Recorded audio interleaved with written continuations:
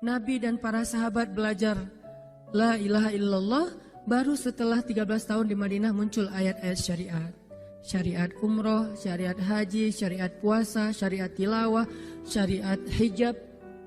Sehingga ketika ayat hijab turun, perempuan-perempuan yang sudah belajar la ilaha illallah selama beberapa tahun tidak lagi sulit untuk menerapkannya.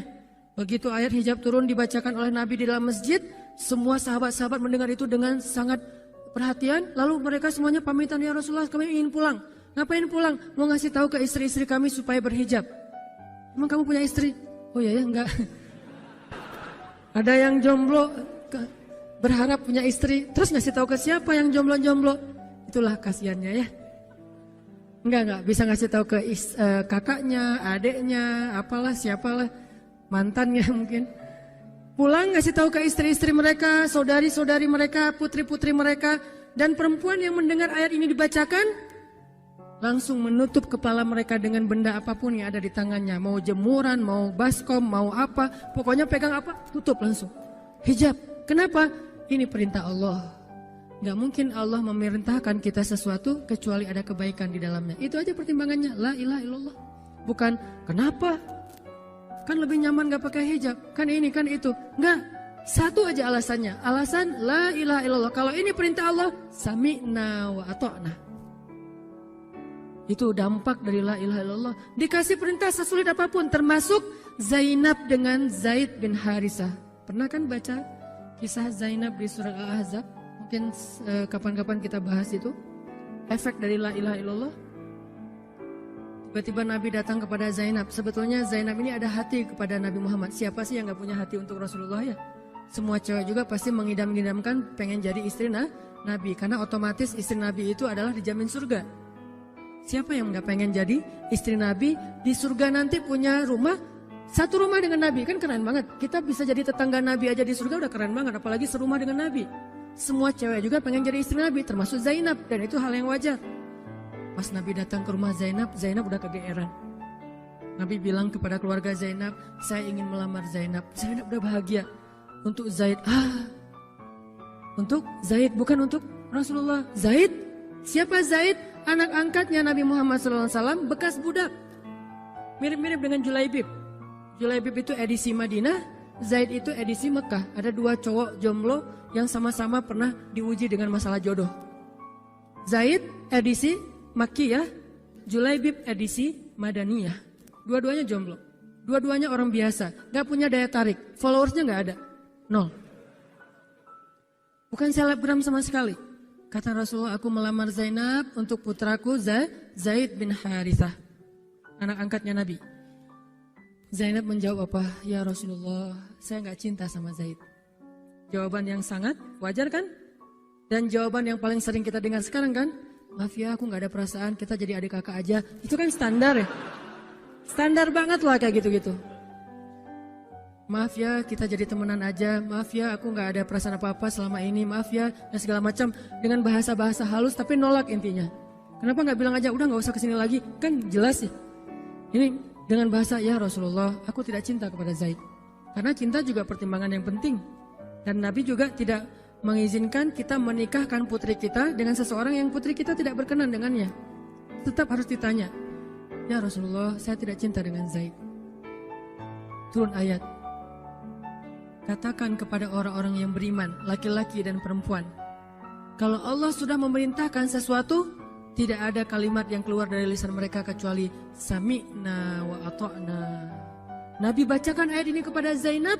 Zainab mendengar, ya Rasulullah, Allah yang menyuruh ini. Ya kata Rasulullah, sami'na wa ata'na. Kebayang gak tuh? Efek dari apa? La ilaha illallah.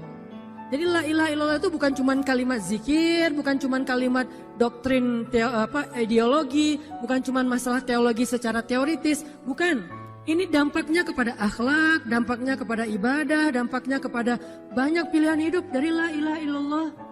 Orang kalau nggak baik la ilaha illallah pasti susah memilih pilihan-pilihan dalam hidupnya. Kalau tidak baik la ilaha illallah pasti susah untuk berperangai, sabar, memaafkan.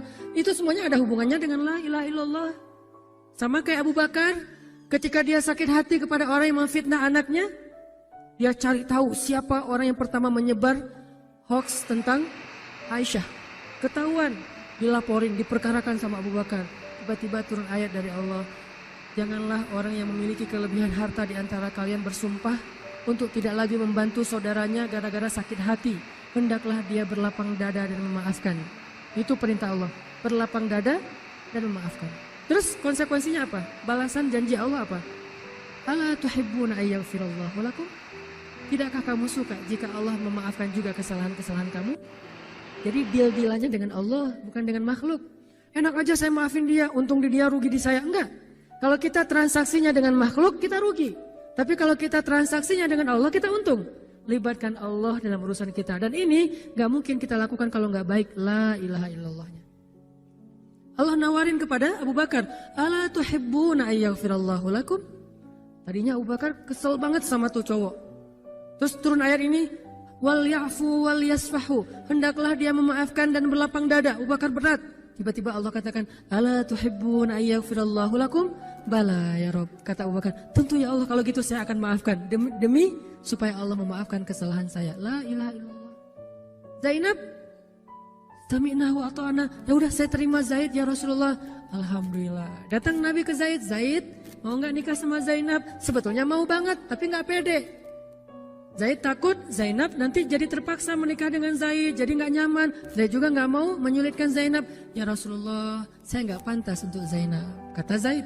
Dibacakan lagi ayat ini. Ya Zaid, ini perintah Allah. Oh gitu ya Rasulullah. Sami'na wa ata'na. Buat Zaid sih gampang lah ya. Udah ada legalisasi ini dari Allah. Kalau gitu, ini bukan saya ya Rasulullah yang mau ya. Allah kan yang nyuruh. Nah, saya emang gak mau maksa gitu ya. Tapi kalau Allah yang nyuruh, ya udah apalagi saya gak punya pilihan dong gitu. Padahal Zainab siapa sih yang gak mau cowok sama Zainab? Nikahlah Zainab dengan Zaid.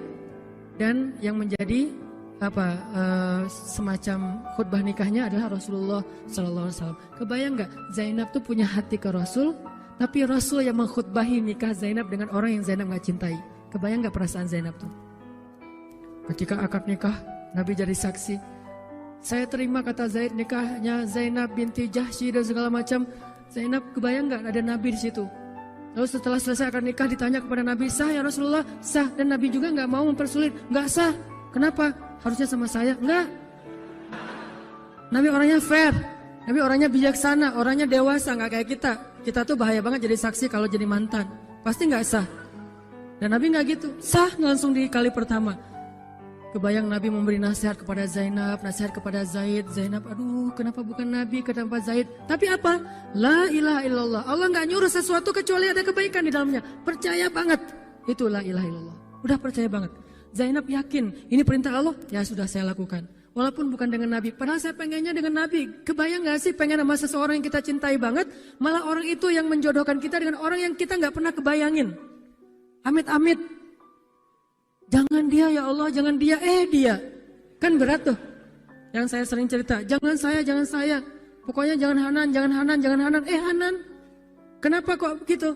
Karena dia bilang jangan saya bilang yang dia ya Allah. Akhirnya kita adu-aduan doa. Ya Ustadz, masa dilawan ya?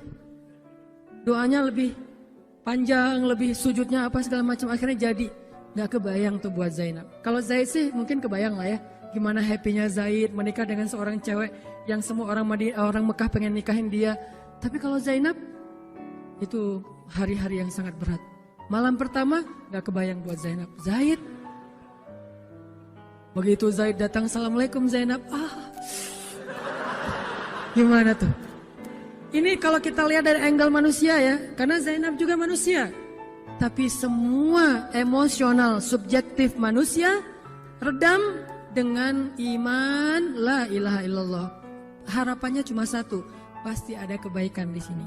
Pasti ada kebaikan di sini. Walaupun gak kebayang kebaikannya apa, pokoknya ada aja. La ilaha illallah. Nikah Zainab sama Zaid. Cekcok selama 1 tahun, gak pernah akur. Pulang kerja rame, berangkat kerja rame, pagi rame, sore rame. Gak cocok aja tuh Zainab sama Zaid. Berkali-kali datang berdua sama ke Rasulullah. Ya Rasulullah nasihati kami. Udah dinasihati pulang rame lagi. Di mobil aja berdua rame, macet apa segala. Ya udah nikmati aja rame gara-gara macet. Terus aja kayak gitu. Pokoknya selama 1 tahun mereka sering percekcokan rumah tangga. Jadi kalau kita ngelihat ada keluarga yang mungkin baru menikah kemudian bercerai, jangan menjudge mereka. Karena menikah itu ibadah, perintah Allah. Itu lebih baik daripada tidak menikah tetapi sudah melakukan banyak perbuatan dosa. Walaupun akhirnya nauzubillah ada hal-hal di luar dugaan, maka la'allahu khair, mudah-mudahan ada kebaikan. Mereka berani menikah muda aja kita harus acungkan jempol. Mereka berani menikah muda aja kita harus respect. Kan saya sering bilang no judgment, respect to other kan. Berani mengambil keputusan menikah muda, baru berhijrah udah langsung menikah. Itu bukti dari iman. Kenapa kita menjudge seolah-olah kita lebih baik dari dia? Emangnya kita berani melakukan hal yang mereka lakukan? Gak berani buktinya. Berarti dia lebih baik daripada kita. Walaupun kesudahannya, kalau mereka bercerai setelah menikah baru beberapa lama, ada yang lebih soleh dari mereka juga bercerai baru setahun menikah. Zainab dengan Zaid, dua-duanya dijamin surga. Dua-duanya dijamin surga. Pernikahan mereka cuma bertahan setahun. Setahun kemudian, Zaid datang kepada Rasulullah. Zaid bilang, ya Rasulullah, kayaknya udah gak bisa dipertahankan hubungan saya dengan Zainab. Zaid, sabar. Rasul ketika Zaid mau datang sebetulnya udah dapat bocoran dari Allah. Allah udah ngejapri Rasulullah dalam bentuk ilham. Japrian Allah kan ilham ya. Japrian kita kan WA, itu juga habis kuota gak kebaca-baca. Kalau japrian Allah ke Rasul ilham. Ilhamnya apa? Kalau nanti Zaid datang, nanti baca di surat Al-Ahzab. Kalau nanti Zaid datang kepadamu meminta nasihat tentang Zainab, bilang kepada Zaid, ceraikan istrimu.